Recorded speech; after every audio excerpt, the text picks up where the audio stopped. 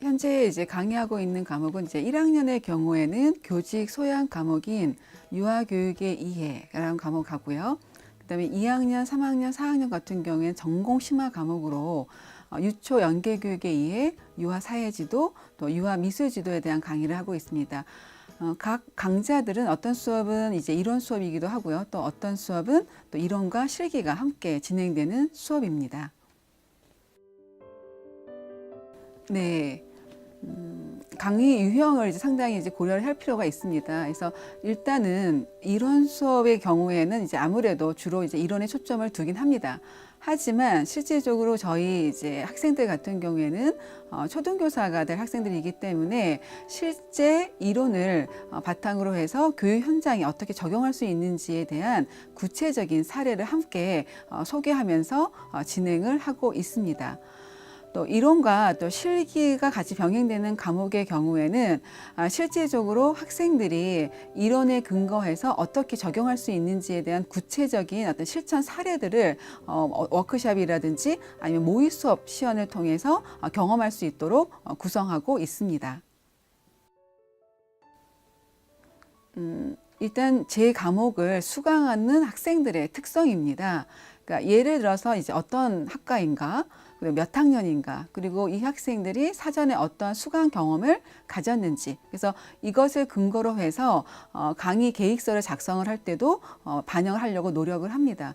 그리고 또한 이제 의미 있는 수업이 되도록 노력을 하고 있습니다. 그래서 아무래도 저희가 교사 양성 과정이기 때문에 실질적으로 아이들 현장에 대한 어떤 맥락을 이해할 수 있도록 그런 강의 내용이 반영되도록 노력을 하고 있습니다.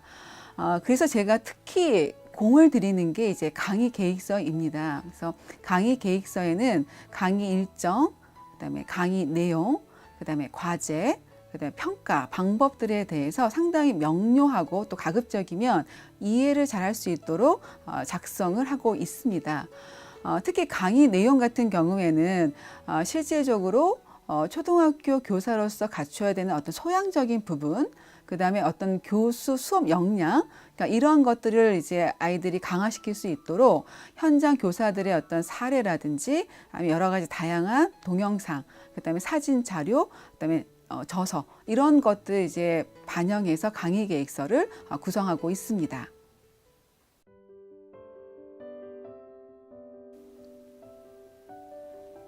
일단 강의에 대한 학생들의 어떤 동기 유발을 끌어내는 것이 가장 중요하다고 생각을 합니다. 그래서 저 같은 경우에는 첫 수업에서 이제 학생들에게 그 교과에 관련된 이수에 대한 어떤 배경을 설명을 하고 있습니다. 예를 들어서 이제 1학년 학생들이 처음 들어와서 유아교육의 이해라는 강좌를 이제 신청을 해서 수강을 하고 있습니다. 근데 이게 이제 저희 학교에서는 교직 소양이면서 필수 과목입니다. 그래서 학생들이 사실 처음에 이제 이 수강 신청하게 됐을 때 왜 초등교사가 될 학생인데 왜 유아교육을 배우나라고 하는 의문점을 갖고 제 수업에 들어오는 경우가 많이 있었습니다. 그래서 그런 경우에는 실질적으로 이 유아교육이 왜 초등교사가 될 학생들에게 필요한지에 대한 어떤 특수한 어떤 배경적인 요소를 설명을 합니다. 이 과정에서 이제 학생들에게 제가 수업 시간에 진행되는 일부 내용을 아주 간단한 OX 퀴즈 형태로 제시를 합니다. 그래서 학생들 생각에는 OX 퀴즈라고 하기 때문에 상당히 정답률이 높을 거라 생각을 하는데요. 결과적으로 정답률이 거의 10%가 안 되는 경우가 많았습니다. 그래서 그러다 보니까 학생들이 이 수업에 대해서 어떤 수업인가에 대한 어떤 호기심도 생길 뿐만 아니라 자연스럽게 훨씬 더 이 수업에 대한 중요성을 이해하게 되기 때문에 집중력이 높아지는 것 같습니다. 이에 반해서 2학년 이상의 학생들 같은 경우에는 제가 가장 고민하는 것 중에 하나가 이 학생들이 어떠한 그 수업을 이미 들었는지를 확인하는 겁니다. 그래서 예를 들어서 유초 연계 교육에 대한 수업을 하게 될 경우에는 주로 이제 그 통합교과에 관련된 내용과 관련성이 높거든요. 그래서 그렇다면 주로 어떤 내용을 배웠는지, 그 다음에 어떤 방법으로 진행이 되었는지, 그러니까 이런 것들 같이 확인을 합니다. 그래서 가급적이면 불필요한 그런 중복된 내용은 최소화하고, 그리고 좀 더 중요한 내용 부분에서는 첫 시간에 이제 확인하면서 진행하기 때문에 학생들도 이 수업이 상당히 새롭다라고 하는 인식을 갖고 참여를 하게 되는 것 같습니다. 그래서 저는 이제 가급적이면 첫 수업 때 이 교과에 대한 어떤 특성을 최대한 학생들이 잘 이해할 수 있도록 돕고 있습니다.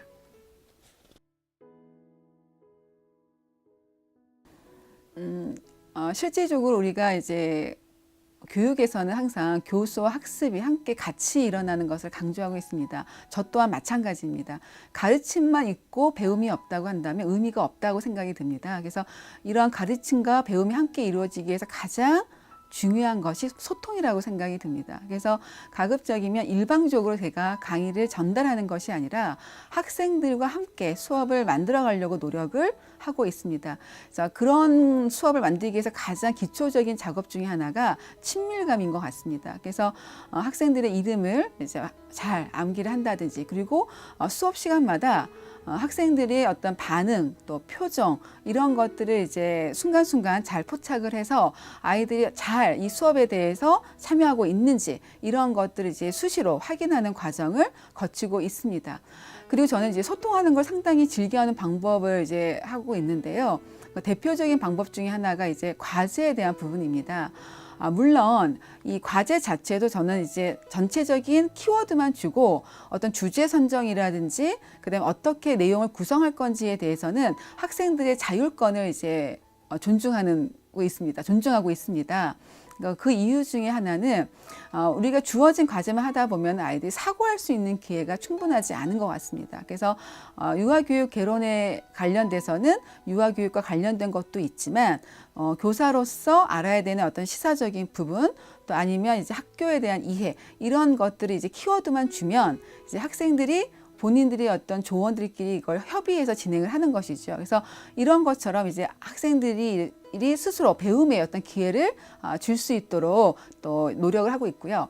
또 이 과정에서 단순히 또 학생들한테 모든 걸 전가하지는 않습니다. 그래서 소통하기 위해서 오피스 아워를 이제 공식적으로 정해 놓습니다.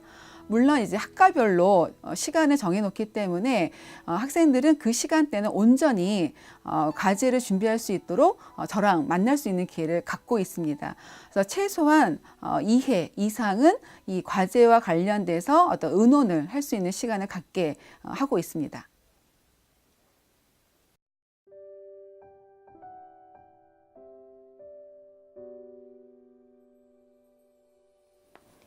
실제적으로 이제 팀플은 저도 하고 있습니다. 근데 사실 저도 익히 학생들이 이 팀플에 대한 갈등이 심하다라고 하는 것을 알고 있기 때문에 상당히 신중하게 진행을 하고 있습니다. 그래서 모든 그 강좌에서 팀플을 하고 있지는 않고요. 특정 교과에서만 주로, 그러니까 특정 수업에서만 주로 이 팀플을 진행하고 있습니다. 대표적으로 이제 유아교육의 이해라고 하는 강좌에서 이 팀플을 진행하고 있습니다. 제가 팀플을 특히 이제 1학년 학생들한테 이런 과제를 주는 이유 중에 하나는 학교에 들어온 지 얼마 안 되기 때문에 개별 과제를 하는 것 못지않게 이런 조별 과제를 통해서 훨씬 더 어떤 과제 수행력이라든지 또 실제적인 어떤 그 과제에 대한 완수, 이것도 상당히 높게 이제 진행되는 경우가 많이 있었습니다. 그렇기 때문에 저는 오히려 1학년 때 이 팀플을 많이 이제 진행을 하고 있습니다. 근데 이제 이 팀플을 이제 아이들이 이제 불만이나 이런 갈등을 최소화하기 위해서 제가 여러 가지 방법들을 좀 모색해 봤습니다. 근데 가장 좋은 방법 중에 하나는 책임감과 공정성 있게 이 팀플을 할 수 있도록 분위기를 조성해 주는 것이었습니다. 그래서 저 같은 경우에는 실제 아이들이 조별 과제를 하는 과정에서 같이 저랑 협의할 때 반드시 그 조원들은 참석을 하게 되어 있습니다. 근데 만약에 참석을 하지 못할 경우에는 실제적으로 감점을 이제 하는 것으로 진행이 되어지고 있고요. 그 다음에 실제적으로 보고서가 완성이 되고 또 발표가 끝나고 나서는 각 조원들이 그 발표에 어느 정도 기여했는지, 그리고 어떤 역할을 했는지를 보고서 그러니까 마지막에 작성을 하게 합니다. 그리고 이제 결과적으로는 이제 실제 그 기여도에 대한 평가를 동료 간 평가를 진행을 합니다. 물론 이거는 제가 그 학생들에 대한 그 평가를 할 때도 반영이 되어지고 있습니다. 그래서 이러한 여러 가지 이제 그 평가 방법을 다양하게 하다 보니 학생들이 이 팀플에 대한 어떤 그 불만은 거의 없는 걸로 알고 있습니다. 요새 이제 학생들 같은 경우에는 이제 학점에 대해서 상당히 민감합니다. 그래서 특히 이제 저희 그 경인교대 학생들 같은 경우에는 실제적으로 내신 점수라고 하는 부분이 있기 때문에 이 평가 점수에 대해서 상당히 관심이 높을 수밖에 없습니다. 그래서 저 같은 경우에는 제일 중요하게 생각하는 것 중에 하나가 평가의 공정성을 확보하기 위해서 평가 내용이라든지 또 평가 방법이라든지 또 평가 기준 이런 것들을 사전에 오리엔테이션 때도 명확하게 공지를 하고 있지만 실제 매 평가와 관련된 과제라든지 아니면 시험이 이제 있을 때는 그것과 관련된 내용을 더 구체화해서 이야기를 하고 있습니다. 그러니까 예를 들어서 필기 시험의 경우에는 어떤 유형으로 출제가 될 것이다. 그리고 실제적으로 어떤 기준을 가지고 평가를 할 거다라고 하는 것을 사전에 공지를 하고 있고요. 그 다음에 이제 모의 수업과 관련된 거나 아니면 이제 발표와 관련된 그런 과제를 수행하는 경우에는 사전에 평가의 기준이 무엇인지를 학생들에게 알려줍니다. 그래서 또 어떤 경우에는 모의 수업 같은 경우에는 제가 사용하고 있는 모의 수업 관련 평가표를 학생들한테 알려주고 있습니다. 그러니까 그러다 보니까 학생들은 평가를 준비할 때 어떤 부분을 준비할 것인지에 대해서 명확하게 알고 준비를 할 수 있다라고 하는 강점을 갖고 있는 것 같습니다. 그리고 실제 평가가 끝나고 나서는 단순히 결과만 학생들한테 통보를 하고 있지 않습니다. 필기 시험의 경우에는 실제 학생들이 자신의 답안지를 채점 결과와 함께 확인할 수 있는 기회를 공개적으로 갖고 있습니다. 물론 개별 점수들도 학생들한테 공지를 하고 있죠. 근데 만약에 실제적으로 이제 간혹 가다가 제가 예상하지 못할 정도의 이제 낮은 평균 점수가 나올 경우에는 실제 구체적인 답안 내용을 시험 끝나고 나서 그 첫 번째 수업에 공지를 합니다. 그래서 학생들이 이제 오답에 대한 것들에 대해서 정확하게 정정할 수 있는 기회를 갖게 함으로써 본인들이 무엇을 틀렸는지를 또 확인하는 기회를 갖고 이것이 또 다른 학습의 기회가 될 수 있도록 하고 있습니다. 그 다음에 이제 그 발표 수업이나 모의 수업에 같은 경우에도 실제적으로는 전체적인 평가를 학생들한테 제시를 해주기도 하지만 구체적인 그 수업 분석 평가표를 학생 개별마다 제시를 해주고 있습니다. 그래서 학생들은 개별적으로 자기가 어떤 부분에서 강점을 갖고 있는지 또 어떤 부분에서 조금 보완할 점이 있는지 이런 것들을 좀 더 구체적이고 명료하게 자기의 평가 점수를 확인할 수 있기 때문에 훨씬 더 학생들은 공정성 있게 이제 평가가 이루어진다라는 생각을 갖고 있는 것 같습니다. 그래서 이제 저 같은 경우에는 학점이나 이런 평가 점수에 대한 어떤 컴플레인은 거의 없다고 볼 수 있습니다. 물론 0이진 않고요. 한두 명 정도는 있지만 아마 다른 교수님들에 비해서는 적지 않은가라는 생각이 듭니다. 네, 저도 물론 이 강의법 개선에 의한 노력을 열심히 하려고 노력을 하고 있습니다. 실제적으로 이제 학생들이 매번 바뀌고 있는데 기존의 그런 강의법을 고수하는 것에는 한계가 분명히 있습니다. 그래서 저 같은 경우에는 실제적으로 강의 평가 결과 같은 것을 이제 확인을 합니다. 그래서 학기마다 학생들이 이제 피드백이라고 볼 수 있겠죠. 그래서 그 내용 중에서 정성평가 또 정량평가로 구성되어 있기 때문에 정성평가 부분에서는 이제 구체적으로 이제 서술된 내용들이 있습니다. 그래서 어떤 부분이 좋았다, 또 어떤 부분은 조금 더 보완이 되면 좋겠다라는 식의 아주 학생들의 어떤 좋은 의견들이 많이 있거든요. 그런 경우는 저도 이제 충분히 반영하도록 노력하고 있고요. 그다음에 정성평가 이외에 정량평가 같은 경우에는 이제 척도로 이제 나와 있기 때문에 점수를 이제 보면 특정 영역에서 점수가 좀 상대적으로 적은 영역이 무엇인지 좀 주의 깊게 봅니다. 근데 대부분 이제 그 학생들이 정량평가에서 좀 점수가 안 좋은 부분이 주로 과제량에 대한 부분입니다. 그 다음에 실제 그 학생들이 부담되는 것 중에 하나가 또 시험에 대한 얘기도 많이 나와 있습니다. 그래서 과제량에 대한 적절성이 대한 부분도 다시 한번 검토를 해서 다음 학기에 개선할 수 있도록 노력을 하고 있습니다. 이런 부분들이 이제 저희가 이제 다음 학기에 어떻게 수업을 할 것인지에 대한 강의법을 이제 구성할 때 큰 도움이 되고 있습니다.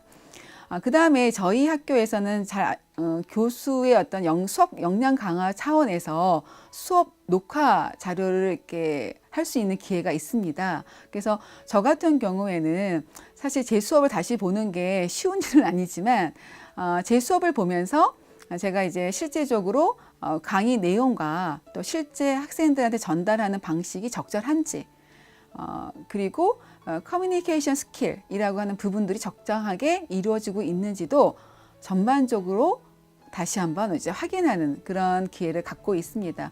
그래서 이런 부분들이 이제 저희 강의법을 개선하는데 주요한 어떤 그 효과가 있는 것 같습니다.